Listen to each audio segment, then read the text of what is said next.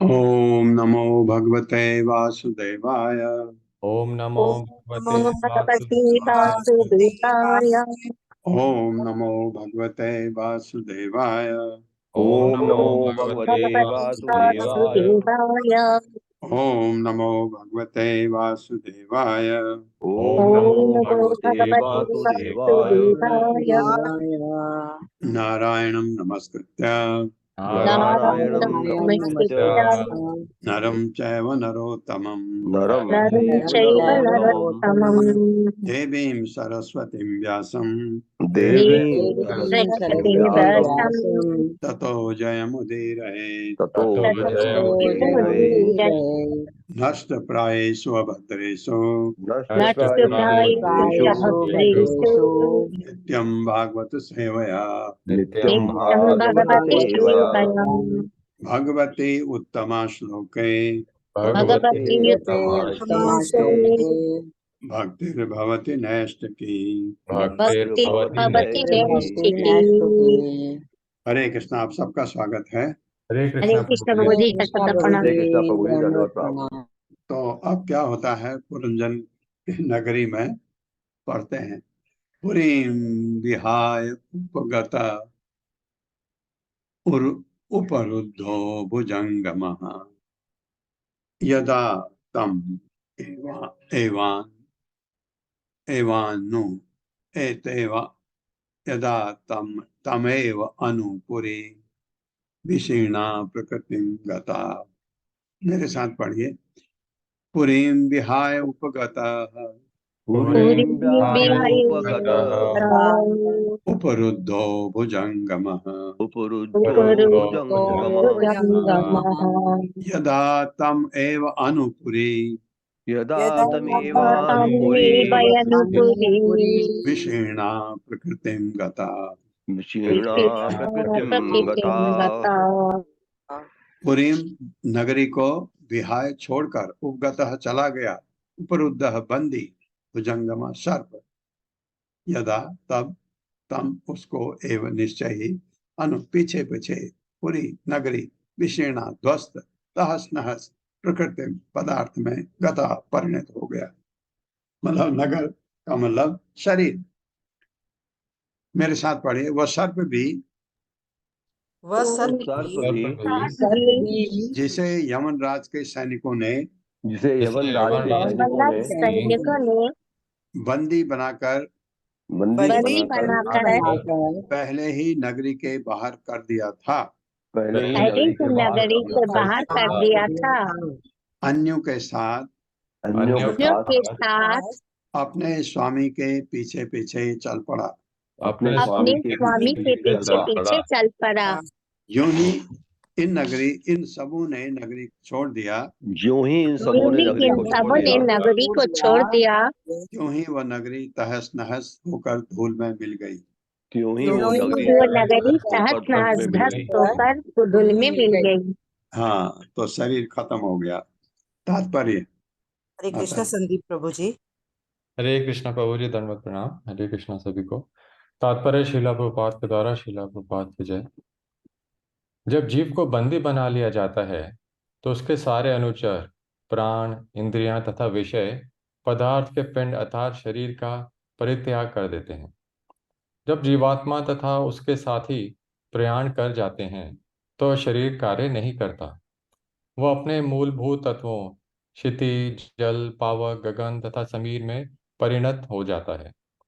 जब शत्रु किसी नगरी पर आक्रमण करते हैं और उसके वासी जब उसे छोड़कर बाहर चले जाते हैं तो वे उस नगरी पर बमबारी करके उसे तहस नहस कर देते हैं। जब हम कहते हैं तुम धूल हो और धूल में मिल जाओगे, तो हमारा प्रयोजन शरीर से ही होता है। जब नगरी पर शत्रु का आक्रमण होता है और उस पर बमबारी हो जाती है तो नागरिक सामान्यतः उसे छोड़कर चले जाते हैं और उस नगरी का अस्तित्व मिट जाता है। मूर्ख व्यक्ति ही नगरी के वासियों की परवाह किए बिना नगरी को सुधारने का प्रयास करता है। इसी प्रकार जीव भी, जिसे आध्यात्मिक ज्ञान प्राप्त नहीं है, बाह्य शरीर की रक्षा करता है। उसे यह पता नहीं रहता कि मुख्य कारण तो शरीर के भीतर स्थित आत्मा है। जब मनुष्य को आध्यात्मिक ज्ञान होता है तो आत्मा निरंतर देहांतरण से बच जाता है। जो लोग अपने शरीर के प्रति अधिक अनुरक्त हैं उन्हें श्रीमद् भागवत गाय तथा गधे के समान मानती है। स एव गो खरः। गाय अत्यंत अबोध पशु है और गधा भार ढोने वाला जानवर है। जो देहात्म बुद्धि के कारण श्रम करता है वह गधे के तुल्य है और अपने स्वार्थ को नहीं पहचानता। कहा भी गया है भागवत में, यस्य आत्मा बुद्धि कुनापि त्रिधातुके स्वधि कलात्र दिशु भौम इज्जदिहि यत् तीर्थ बुद्धि सलिले न करचेत जनेषु अभिघ्नेषु स एव गोखरा। जो तीन तत्वों से बने शरीर को आत्मा मानता है, जो शरीर के उपजातों को अपना परिजन मानता है, जो अपनी जन्मभूमि को पूज्य मानता है और जो तीर्थों की यात्रा में दिव्य ज्ञानियों से मिलने के लिए नहीं अपितु केवल स्नान करने के लिए जाता है, उसे गधा या गाय समझना चाहिए। कृष्ण भक्ति से विहीन मानव सभ्यता केवल निम्न पशुओं की सभ्यता है। हो सकता है ऐसी सभ्यता मृत शरीर यानी शव का अध्ययन करके और मस्तिष्क या हृदय पर विचार करे किंतु शरीर का कोई भी भाग तब तक महत्वपूर्ण नहीं है जब तक उसमें आत्मा विद्यमान ना हो। गायों तथा गधों की आधुनिक सभ्यता में विज्ञानी जन मृत पुरुष के मस्तिष्क या हृदय की उपयोगिता की खोज करते हैं। हरे कृष्णा प्रभु जी, धन्यवाद। एक तो जब गया सब सारे उसके साथ के सब कुछ चले जाते हैं, ये जब खाली क्या रह जाता है, पंचभूत। वृकस्यमाणः प्रसवम् यवनेन बलीयसा न अविन्दत् तमसा आविष्टः सखायं सुहृदं पुरः। मेरे साथ पढ़िए। विकस्यमाणः प्रसवम् विकृष्यमाणः प्रसभम् यवनेन बलीयसा यवनेन बलीयसा न अविन्दत् तमसा आविष्टः नाविन्दत् तमसाविष्टः सखा अयं सुहृदं पुरः। सखायं सुहृदं पुरः। विकस्यमाणा खींचे जाने पर प्रसवम बलपूर्वक यवनेन यवन के द्वारा बलियसा अत्यंत शक्तिशाली न अविन्दत स्मरण नहीं कर सकता तमसा तमोगुण से आविष्ट आच्छादित होने से सखायम अपने मित्र को सुहृदम सुबह से पुरः प्रारंभ से। जब राजा पुरंजन शक्तिशाली यवन द्वारा बलपूर्वक घसीटा जा रहा था, तब भी अपनी निरी मूर्खता के कारण वह अपने मित्र तथा हितैषी परमात्मा का स्मरण नहीं कर सका। जब वो जाने वाला था, घसीटा जा रहा था, मतलब जब उसको ले जाया जा रहा था, जब उसके स्मृति थी, तब भी उसको भगवान का नाम याद नहीं आ रहा। ये नारद बता रहे हैं प्राचीन परिषद को।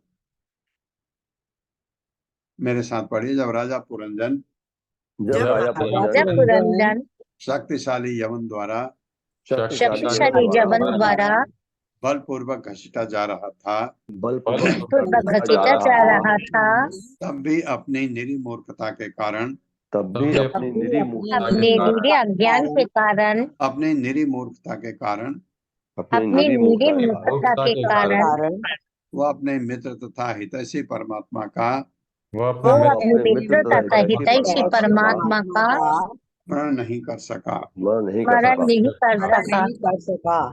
तात्पर्य माता जी। हरे कृष्णा अशोक प्रभु जी। हरे कृष्णा माता जी, हरे कृष्णा प्रभु जी, दंडवत प्रणाम। शील पप्पा जी की जय। शील पप्पा जी द्वारा तात्पर्य।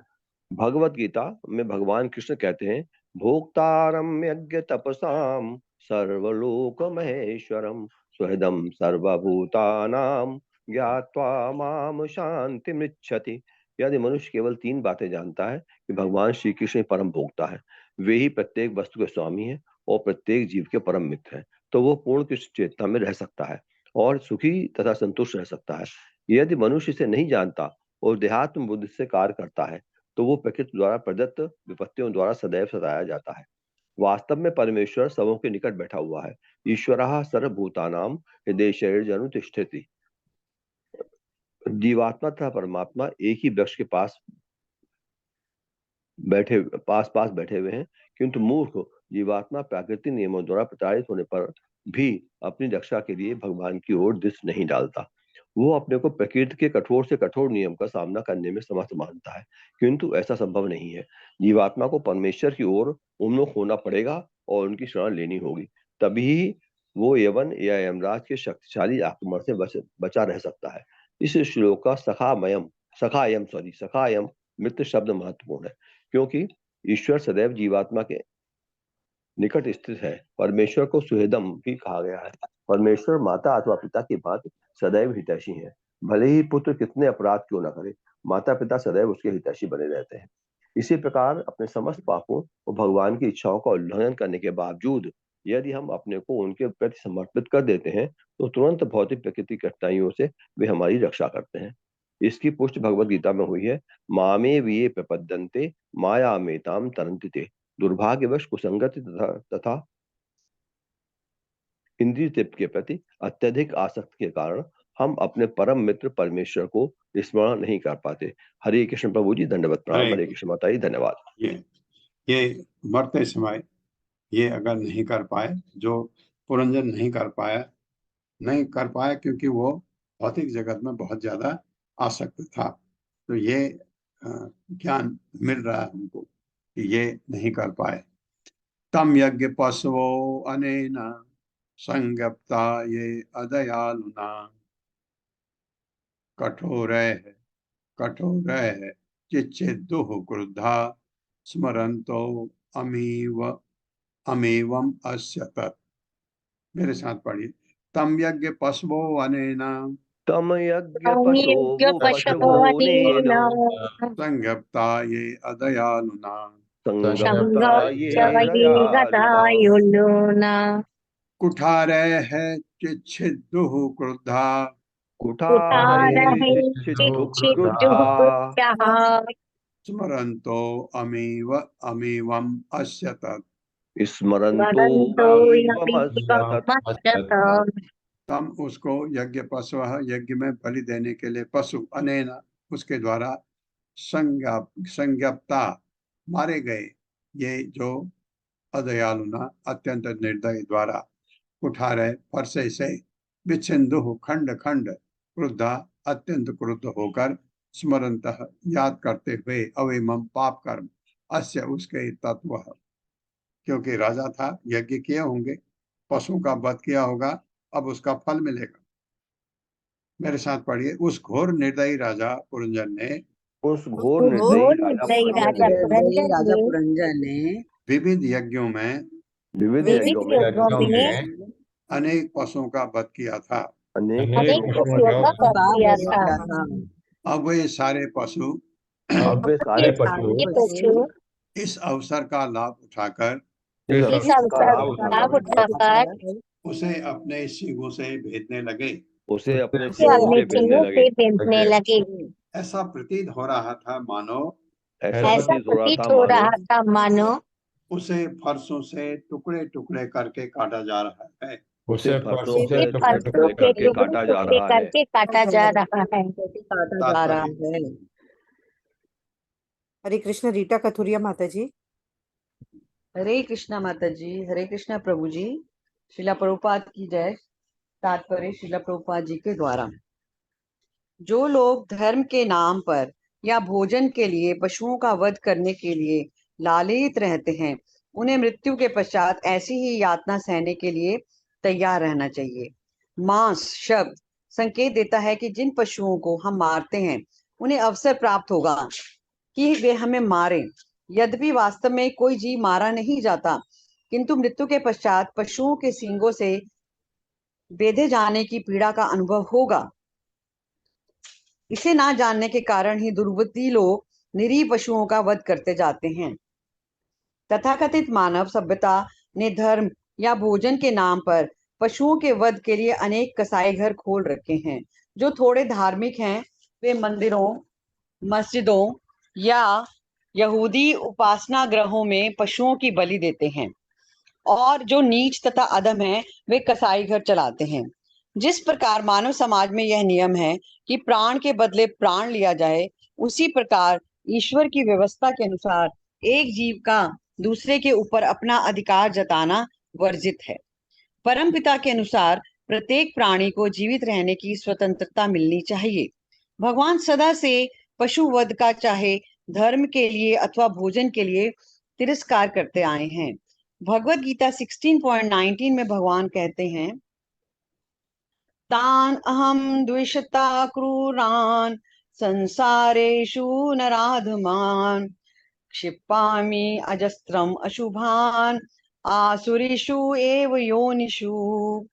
जो लोग ईर्षालु और दुष्ट हैं वे मनुष्यों में अधम हैं, और वो मेरे द्वारा विभिन्न आसुरी योनियों में इस भव सागर में फेंक दिए जाते हैं।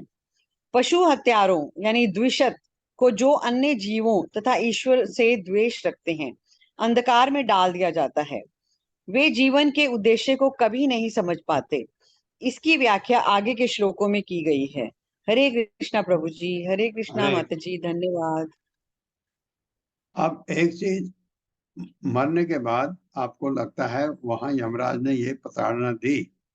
कैसे दी? शरीर तो है नहीं, शरीर तो यहीं छोड़ के गया। तो क्या होता है, जब हम पाप कर्म होते हैं हमारे, तो उनमें हमको यातना शरीर मिलता है। यातना शरीर में जब कष्ट दे जाते हैं तो वो आपको कष्ट महसूस होता है। ये अनंत पारे तमसी मग्नो नष्ट स्मृति समा शाश्वती अनुभूय आर्तिम प्रमद प्रमद संग दूषित। मेरे साथ पढ़िए। अनंत पारे तमसी अनंत अनंत पारे तमसि मग्नो नष्ट स्मृति समा मग्नो नष्ट स्मृति समाः शाश्वती अनुभूय आर्तिम शाश्वती शाश्वतीरनुभूयार्ते अनुभूयार्ते प्रमदा संग दूषित। प्रमुदा प्रमदासंगदूषितः। अनंत पारे अपार तमसी संसार के अंधकार में मग्न डूबा हुआ नष्ट स्मृति समस्त बुद्धि से रहित समा अनेक वर्षों तक शाश्वती निरंतर अनुभव करके आर्तिम तीनों ताप प्रमदा स्त्री के संगति से दूषित मलिन। स्त्रियों की दूषित संगति के कारण जीव रूप राजा पुरंजन निरंतर संसार के समस्त कष्टों को सहता है और अनेकानेक वर्षों तक समस्त प्रकार की स्मृति से शून्य होकर भौतिक जीवन के अंधकार क्षेत्र में पड़ा रहता है। ये तो हमने देखा है। मेरे साथ पढ़ना था। स्त्रियों की दूषित संगति के कारण स्त्रियों की संगति के कारण जीव रूप राजा पुरंजन जीव रूप रूप राजा पुरंजन निरंतर संसार के समस्त कष्टों को सहता है निरंतर संसार के समस्त समस्त कष्टों को कष्टों सहता को है सहता है और अनेकानेक वर्षों तक और अनेकानेक वर्षों तक समस्त प्रकार की स्मृति से शून्य होकर समस्त प्रकार प्रकाश की स्मृति से शून्य होकर भौतिक जीवन के अंधकार क्षेत्र में पड़ा रहता है। भौतिक जीवन के अंधकार क्षेत्र में पड़ा रहता है। पड़ा रहता है। तात्पर्य। हरे कृष्णा रश्मि जोशी माता जी। हरे कृष्णा माता जी। हरे कृष्णा प्रभु जी, सादर प्रणाम। शील प्रभुपाद की जय। शील प्रभुपाद द्वारा तात्पर्य। ये भौतिक संसार का वर्णन है। इस भौतिक संसार का अनुभव तब होता है जब मनुष्य श्री कृष्ण के दास रूप में अपनी वास्तविक सत्ता को भूलकर नश्वर स्त्री के प्रति आसक्त रहता है। इस प्रकार एक एक करके अनेक जन्मों तक वो इस संसार के तीनों पापों को सदैव सहता रहता है। मानव सभ्यता को अविद्या के अंधकार से बचाने के लिए ही कृष्ण भावनामृत आंदोलन चालू किया गया है। इसका मूल उद्देश्य विस्मृत जीवात्माओं को प्रबोधित करना और उसे मूल कृष्ण चेतना की याद दिलाना है। इस प्रकार जीवात्मा अविद्या के संकट से तथा देहांतरण से बच सकता है, जैसा कि शील भक्ति विनोद ठाकुर ने गाया है। अनादिनादि करम फले पंडी भवार नव जले तारी बारे ना देखी पाई ये विषय हलाहले दीवान शिहिया जुले मन कबू सुख ना ही पाए।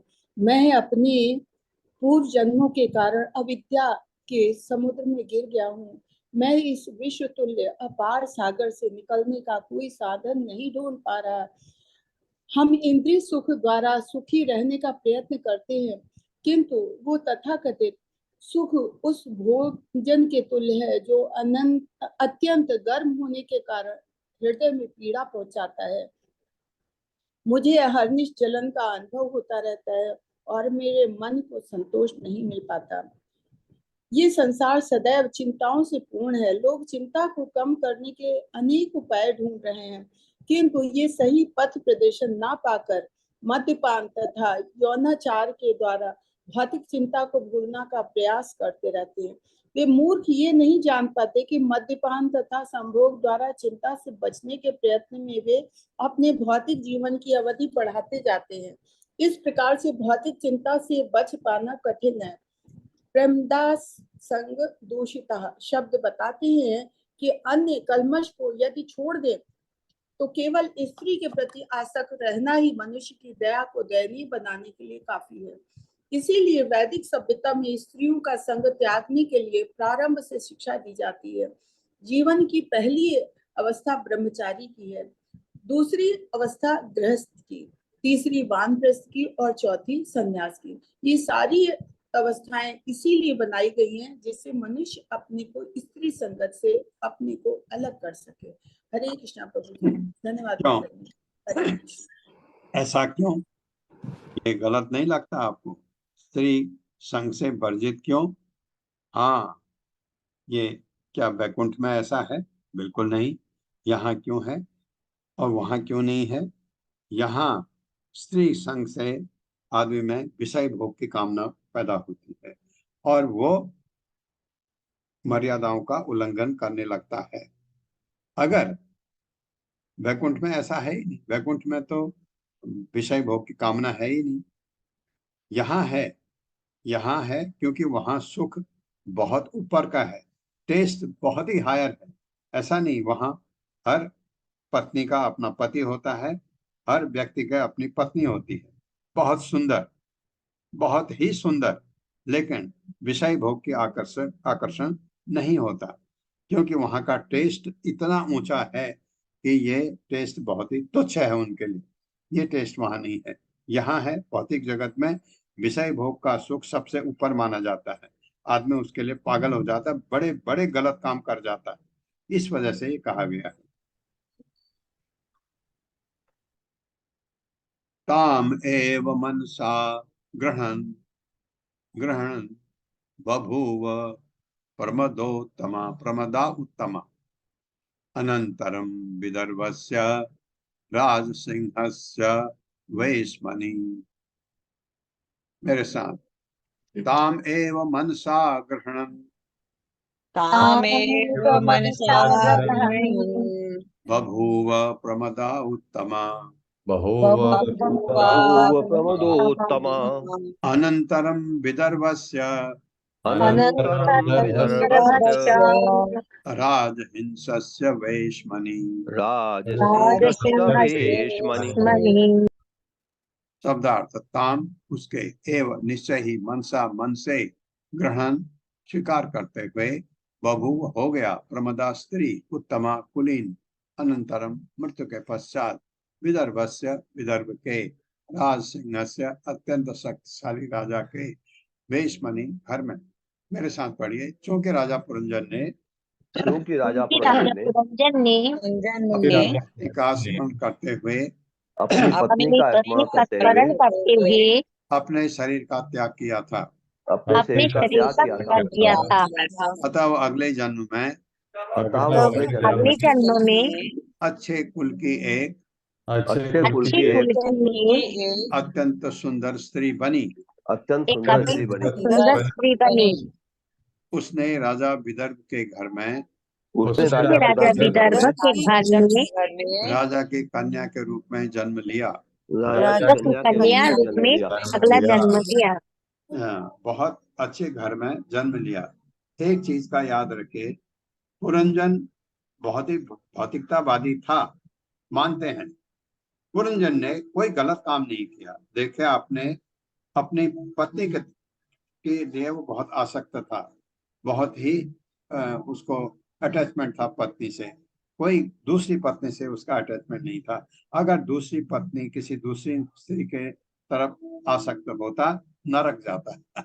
यहाँ क्योंकि भौतिकता में अगर पति पत्नी एक दूसरे से प्यार करते हैं अच्छी तरह, एक दूसरे के जन्म में कोई स्त्री पुरुष बनता है तो अच्छे घर में होगा, क्योंकि उनके कार्य गलत नहीं होते हैं। तो गलत कार्य है तो दंड मिलता है। तात्पर्य। हरे कृष्ण। अत्री माता जी। हरे कृष्ण। तात्पर्य। श्रील प्रभुपाद की जय। श्रील प्रभुपाद के द्वारा। क्योंकि राजा पुरंजन अपनी मृत्यु के समय अपनी पत्नी का स्मरण कर रहा था, इसीलिए उसे अगले जन्म में स्त्री का शरीर प्राप्त हुआ। इससे श्रीमद् भगवत गीता के निम्न श्लोक 8.6 की पुष्टि होती है। यं यं याप्यं स्मरन् भावं त्यजन्त्यन्ते कलेवरम् तं तमेवैति कन्तेया सदा तद्भावभावितः। मनुष्य अपने शरीर को त्यागते समय जिस अवस्था का स्मरण करता है वो उसे अवश्य प्राप्त करता है। जब कोई जीव किसी विशेष बात के विषय में सोचने का आदी हो जाता है या किसी विचार में मग्न रहता है तो मृत्यु के समय वो उसके विषय में अवश्य सोचता है।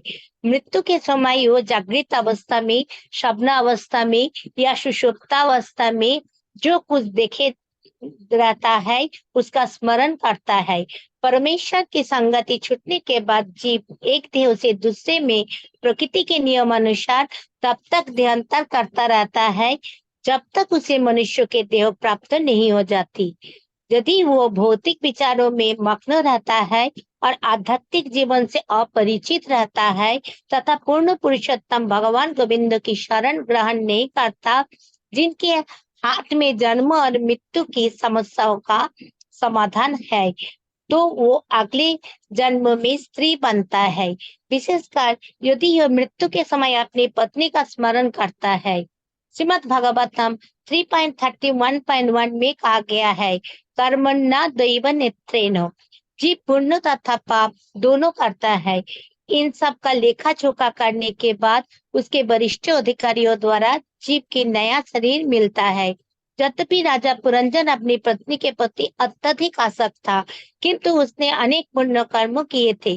फलस्वरूप यद्यपि उसने स्त्री का रूप प्राप्त किया, किंतु उसे शक्तिशाली राजा की कन्या बनने का अवसर प्रदान किया गया। इसकी पुष्टि श्रीमद् भगवद गीता 6.41 से होती है। पाप पुण्य की लोकान उषित्वा शाश्वती समखा शुचीनं श्रीमतंगेखे योग भ्रष्टो विजायते।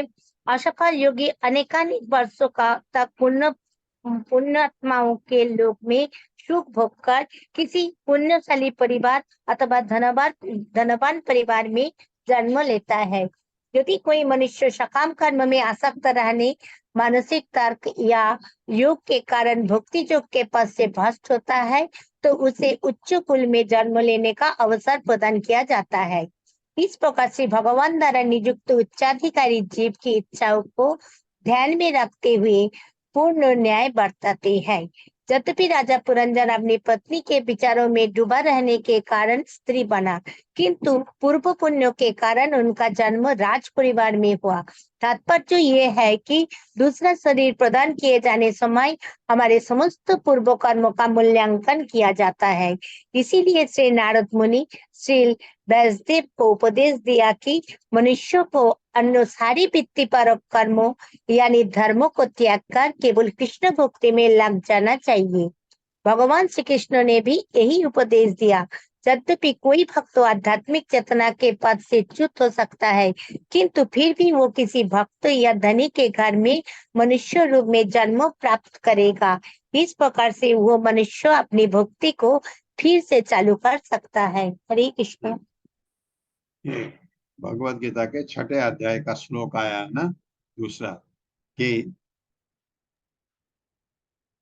जो अभी आपने पढ़ा, ये प्राप्य पुण्य कृताम लोकान उषित्वा रहकर शाश्वती समा शुचिनाम स्मृताम गेहे जो भ्रष्टो अभिजायते।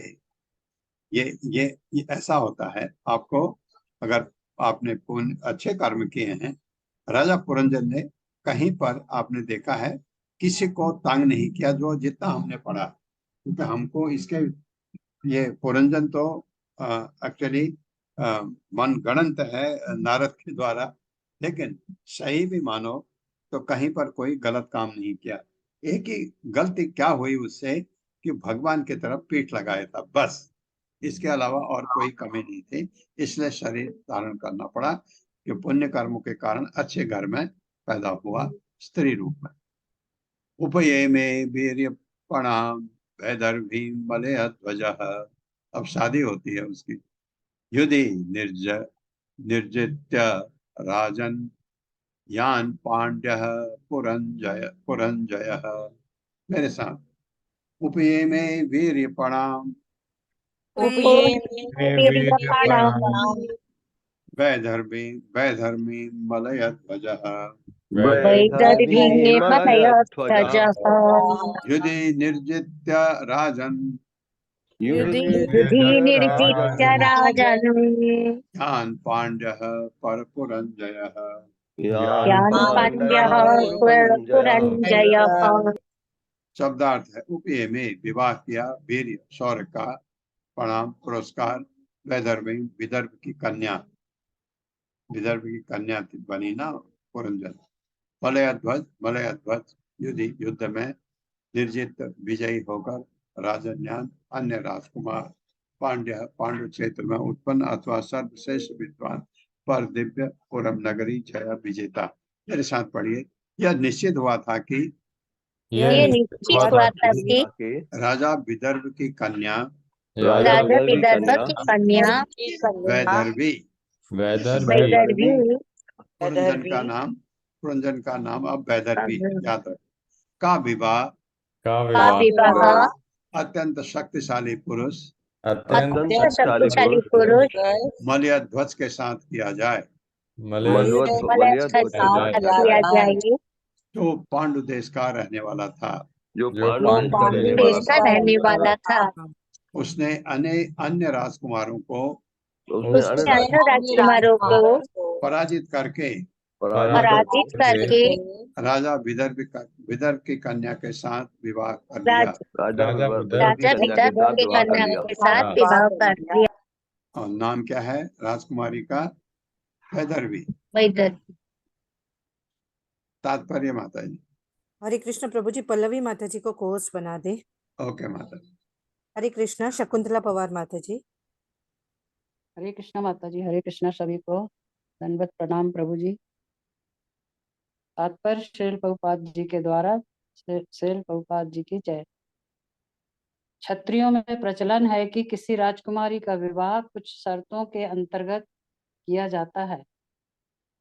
उदाहरणार्थ द्रौपदी का विवाह उसके साथ होना था जो मछली की परछाई देखकर उसे बाण द्वारा बेध देगा।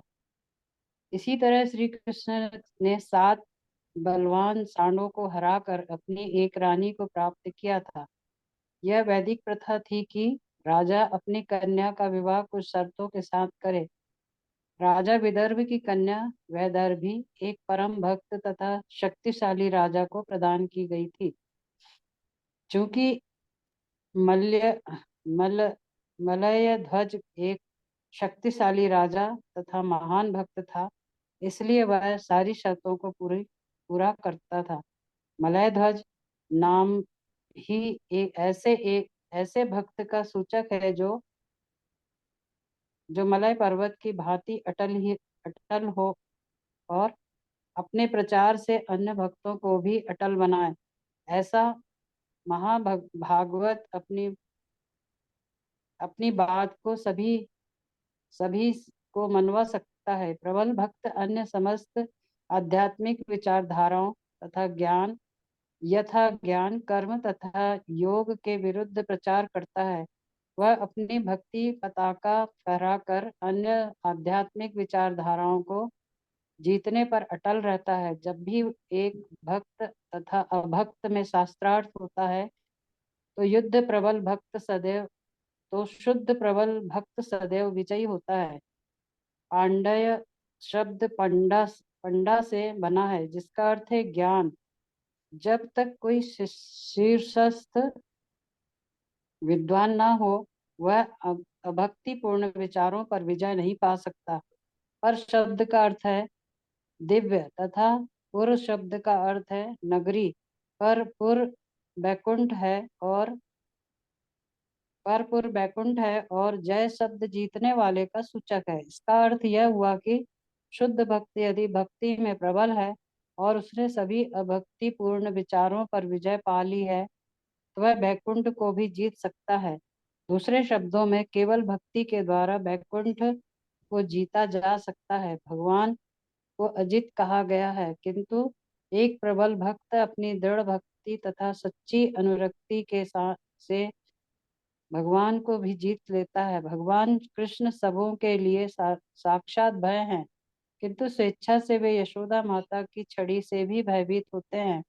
कृष्ण को उनके भक्त के अतिरिक्त अन्य कोई नहीं जीत सकता। ऐसे ही एक भक्त ने राजा विदर्भ की कन्या के साथ विवाह किया।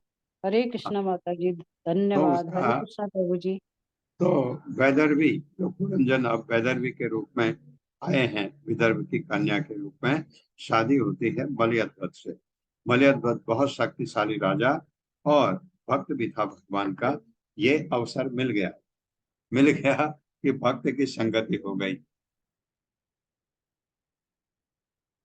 तस्याम स जन्याम चक्र आत्मजाम असित ईक्षणाम यवि यशः सप्त सुतान सप्त द्रविड़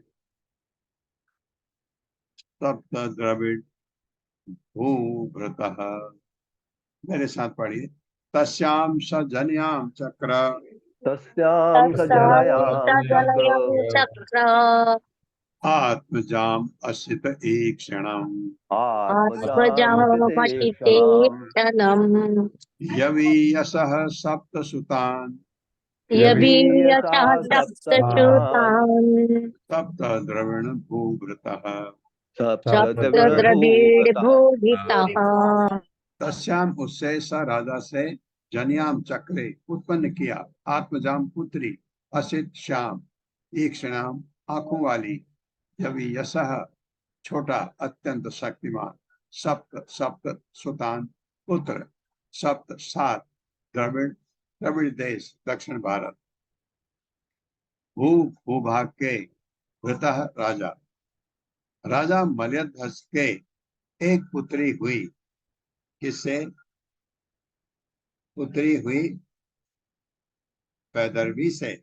वैदर्भी की का विवाह हुआ था मलयध्वज के। उस पुत्री की आंखें श्यामल थी। उसके 7 पुत्र भी हुए जो आगे चलकर द्रविड़ नामक देश के शासक बने। इस प्रकार उस देश में 7 राजा हुए।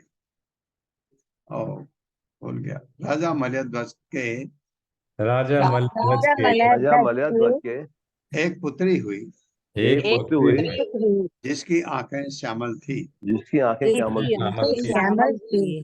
एक पुत्री हुई और उसके 7 पुत्र भी हुए उसके और 7 उसके पुत्र भी साथ हुए ये 7 पुत्र भी हुए जो आगे चलकर जो जो आगे आगे चलकर चलकर द्रविड़ नामक देश के शासक बने। द्रविड़ नामक देश के द्रविड़ शासक नामक बने। देश के शासक बने। इस प्रकार उस देश में 7 राजा हुए। इस प्रकार उस देश में 7 राजा हुए। 7 राजा हुए। तात्पर्य हरे कृष्ण वंदना माता जी। हरे कृष्ण माता जी, हरे कृष्ण प्रभु जी, दंडवत प्रणाम। श्रील प्रभुपाद की जय। श्रील तात्पर्य श्रील प्रभुपाद द्वारा। राजा मल्लध्वज परम भक्त था। राजा विदर्भ की कन्या के साथ विवाह करने के बाद उसके एक सुंदर कन्या उत्पन्न हुई जिसकी आंखें श्यामल थीं। अलंकारिक रूप में इसका अर्थ यह हुआ कि उसकी कन्या भी भक्ति गुण से संपन्न थी, क्योंकि उसकी आंखें सदैव कृष्ण पर लगी रहती थी। भक्त के लिए जीवन में कृष्ण के अतिरिक्त अन्य कोई दृष्टि नहीं होती। 7 पुत्र भक्ति की 7 विदाएं हैं: श्रवण, स्मरण, कीर्तन, पूजन, प्रार्थना, दिव्य भक्ति करना तथा भगवान के चरण कमलों की सेवा करना। 9 प्रकार की भक्ति में से केवल 7 उसे प्राप्त थी। शेष 2 का साख्य भाव का तथा आत्म निवेदन का बाद में विकास होता था। दूसरे शब्दों में भक्ति की 2 कोटियां हैं: विधि मार्ग तथा राग मार्ग। साख्य भाव तथा आत्मनिवेदन ये दोनों राग मार्ग के अंतर्गत आते हैं। दीक्षित भक्त के लिए तो विधि मार्ग की 7 विधाएं ही महत्वपूर्ण हैं। यस्य शब्द सूचित करता है कि ये विधियां अत्यंत शक्तिशाली हैं। जब भक्त श्रवण, कीर्तन, विष्णु स्मरण, पाद सेवन, अर्चनम, वंदनम, दास्यम में लग जाता है और उन्हें प्राप्त कर लेता है तो बाद में वह साक्ष्यम एवं आत्मनिवेदन को भी प्राप्त कर लेता है। सामान्यतः संसार भर में भक्ति का उपदेश देने वाले सारे आचार्य साक्ष्यम आत्मनिवेदन कोटि के होते हैं। नवदीक्षित भक्त वास्तव में, प्रभु जी एक वर्ड रह गया ऊपर, वास्तव में उपदेशक नहीं बन सकता।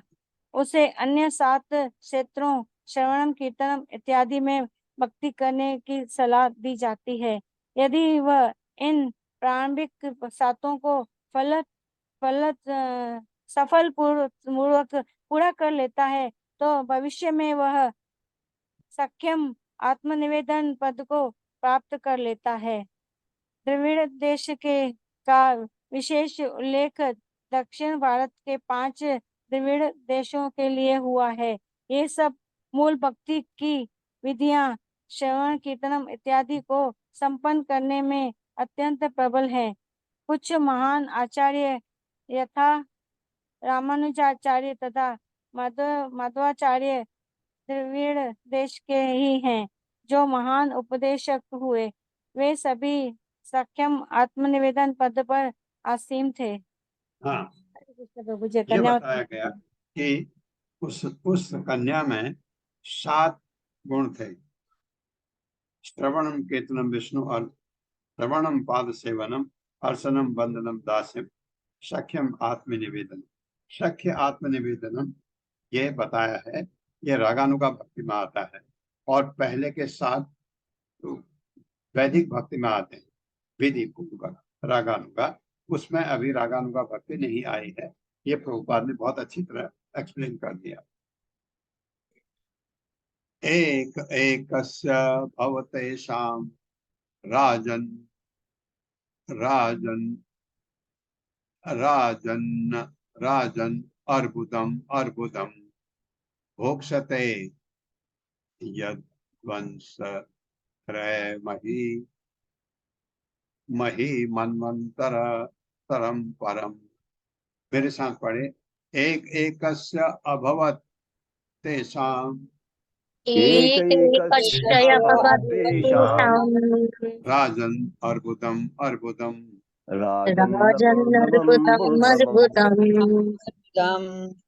भोक्ष्यते यत् वंशधरे मही मन्वंतरम परम।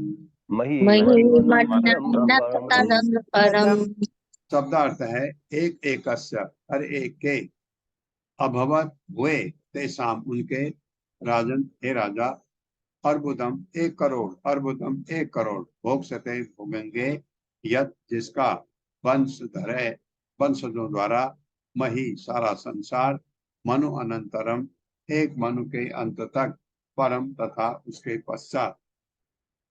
हे राजा प्राचीन परिषद, मलदभर राजा के पुत्रों ने लाखों पुत्रों को जन्म दिया, 1-1 करोड़ पैदा हुए, और जब वे सब, और ये सब एक मनु की अवधि के अंत तक तथा उसके बाद भी सारे संसार का पालन करते रहे।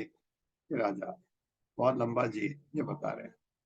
हे राजा प्राचीन परिषद, हे राजा प्राचीन परिषद, मलयध्वज राजा के पुत्रों ने मलयध्वज राजा के पुत्रों ने लाखों पुत्रों को जन्म दिया, लाखों पुत्रों को जन्म दिया, और ये सब एक मनु की अवधि तक के अंत तक, और ये सब मनु की अवधि के अंत तक तथा उसके बाद भी सारे संसार का पालन करते रहे।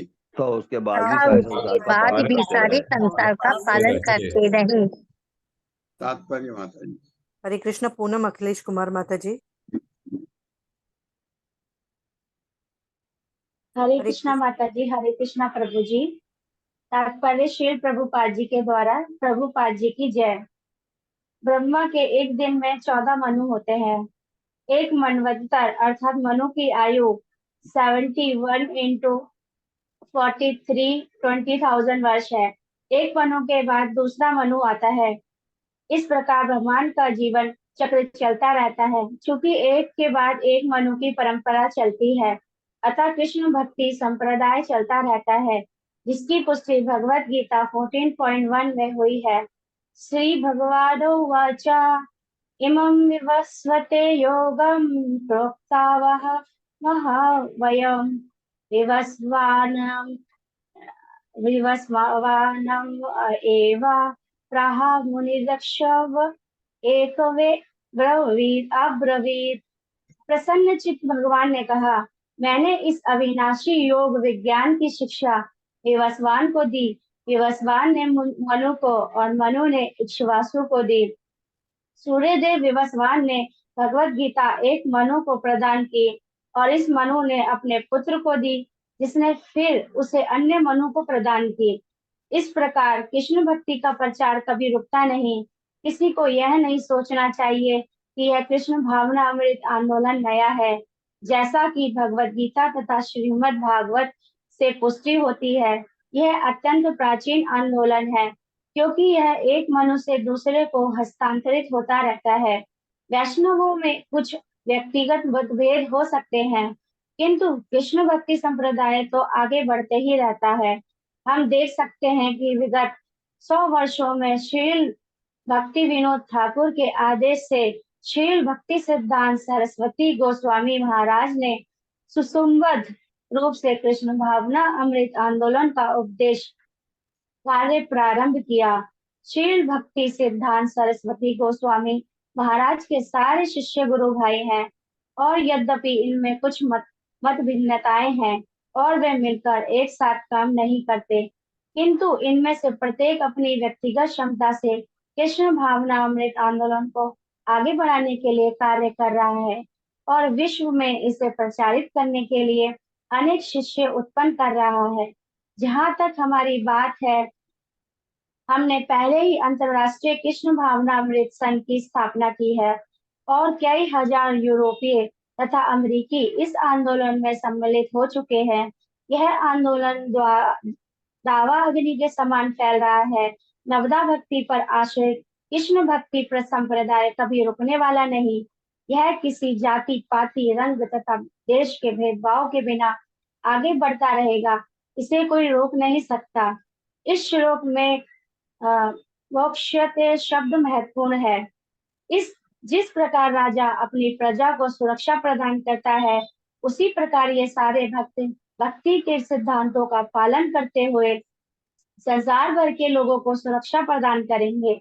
संसार के लोग तथाकथित धार्मिक स्वामियों, योगियों, कर्मियों तथा ज्ञानियों से तंग आ चुके हैं, क्योंकि इनमें से कोई भी आध्यात्मिक पद तक पहुंचाने का सही मार्ग नहीं बता पाता। सारे संसार में भक्ति का प्रचार करने वाले 4 संप्रदाय हैं। ये है रामानुज संप्रदाय, माधवा संप्रदाय, विष्णु स्वामी संप्रदाय तथा निबार संप्रदाय। मधव गौड़ीय संप्रदाय भगवान चैतन्य महाप्रभु की देन है। ये सारे भक्त कृष्ण भावना अमृत आंदोलन का व्यापक प्रचार कर रहे हैं और निर्दोष जनता को संरक्षण प्रदान कर रहे हैं, जो छद्य अवतारों, स्वामियों, योगियों तथा बाबाओं से संत्रस्त है। हाँ, हरे कृष्णा प्रभु जी, हरे कृष्णा माता जी, धन्यवाद। ये ऐसे बाबाओं से परेशान थे और कोई कान फूकता था, कोई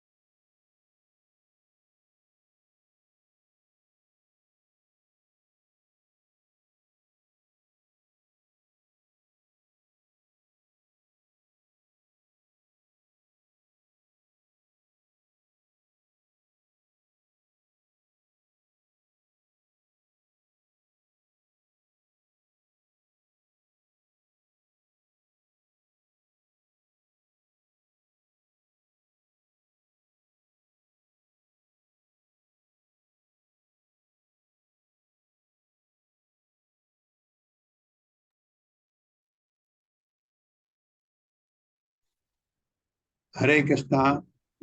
हरे कृष्णा प्रभु जी। हरे आप कृष्ण आ जा प्रभु। रही हरे स्क्रीन कृष्णा प्रभु। स्क्रीन भी चल रहा है ना? जी जी जी प्रभु। प्रभु। हाँ प्रभु। हाँ, मैं सीधे इससे आपके साथ श्लोक पढ़ा मैंने। नहीं प्रभु जी। अगस्तः प्राग दुहितरम अगस्त्य अगस्त प्राक दुहितरम प्राग्दुहितरम् उपये में धृतव्रताम उपये में धृत व्रताम उपयेताम् यस्याम दृढ़चितो जाता यस्याम दृढ़चितो जातः जातः यद्वा आत्मजो मुनि। इदमवाप्तो मुनिः। मेरे साथ पढ़िए। भगवान कृष्ण के परम भक्त भगवान कृष्ण के भगवान परम कृष्ण भक्त के परम भक्त मलयध्वज की मलयध्वज भरद्वाज की की पहली कन्या का विवाह पहली कन्या का विवाह विवाह बाद में और भी हुई होंगी, तो पहली का मतलब जो एक का पहले हमने कन्या सुना का था, विवाह अगस्त्य मुनि के साथ हुआ। अगस्त मुनि के साथ हुआ। मुनि के साथ हुआ। उससे एक पुत्र उत्पन्न हुआ उससे एक पुत्र एक उत्पन्न हुआ पुत्र उत्पन्न हुआ जिसका नाम दृढ़च्युत था, जिसका नाम जिसका नाम नाम दृढ़च्युत दृढ़च्युत था, था, जिससे इद्मवाह नामक एक पुत्र उत्पन्न हुआ। जिससे इद्मवाह नामक एक इद्मवाह नामक नामक एक एक पुत्र हुआ। उत्पन्न हुआ। तात्पर्य हरे कृष्णा सुषमा बत्रा माता जी। हरे कृष्ण माता जी। प्रभु जी हरे कृष्ण, दंडवत प्रणाम। हरे कृष्ण। तात्पर्य प्रभुपाद जी की जय। प्रभुपाद जी के द्वारा अगस्त्य मुनि अत्यंत महत्वपूर्ण नाम है। यह मन का द्योतक है। अगस्त्य सूचित करता है कि इंद्रियां स्वतंत्र रूप से कार्य नहीं करती और मुनि शब्द मन का सूचक है। मन समस्त इंद्रियों का केंद्र है और ये इंद्रियां मन के बिना कोई कार्य नहीं कर सकती। जब मन भक्ति संप्रदाय को ग्रहण करता है तो यह सेवा में लग जाता है। भक्ति संप्रदाय भक्ति लता मलय ध्वज की पहली पुत्री है और जैसा कि पहले बताया जा चुका है, उसकी आंखें कृष्ण पर लगी रहती थी। असिते क्षणम। कोई किसी देवता की भक्ति नहीं कर सकता। भक्ति तो केवल भगवान विष्णु की जा सकती है। शरणम कीर्तनम विष्णु हो।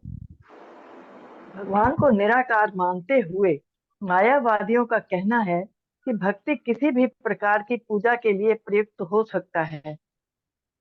यदि ऐसा होता तो भक्त किसी भी देव या देव रूप की कल्पना करके उसकी पूजा करता, किंतु वास्तविकता ये नहीं है। वास्तविकता तो ये है कि भक्ति केवल विष्णु तथा उनके अंशों की ही की जा सकती है। अतः भक्ति लता दृढ़ व्रता है, क्योंकि जब मन भक्ति में लग जाता है तो वह च्युत नहीं होता। यदि कोई अन्य साधनों से यथा कर्म योग या ज्ञान योग से आगे बढ़ना चाहता है तो वह गिर जाता है, किंतु यदि वह भक्ति में स्थिर यानी दृढ़ है तो वह गिरता नहीं। इस प्रकार भक्ति लता से दृढ़च्युत नामक पुत्र उत्पन्न हुआ और दृढ़च्युत से इद्मवाह नाम उत्पन्न हुआ। इद्मवाह का अर्थ है अपने गुरु के पास यज्ञ समिधा लेकर जाने वाला।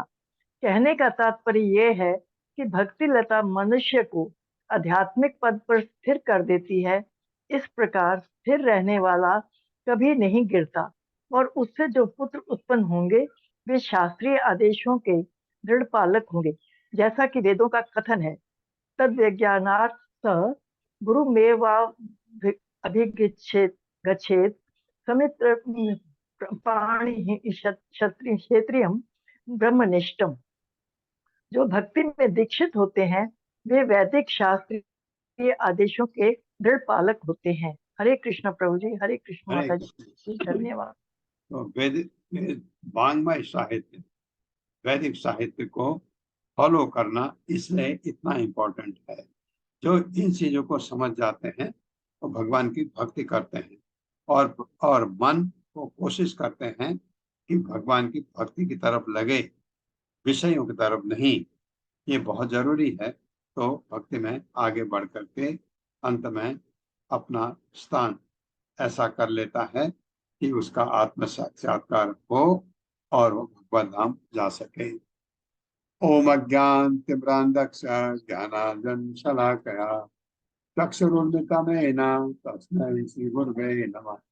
नमः विष्णुपादाय कृष्णप्रेष्ठाय भूतले श्रीमते भक्तिवेदान्त स्वामिनिति नामिने।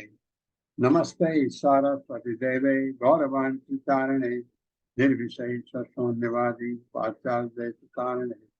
जय हो श्री कृष्ण चैतन्य प्रभु नित्यानंद श्री अद्वैत गदाधर शिवासादि गौर भक्त वृंद।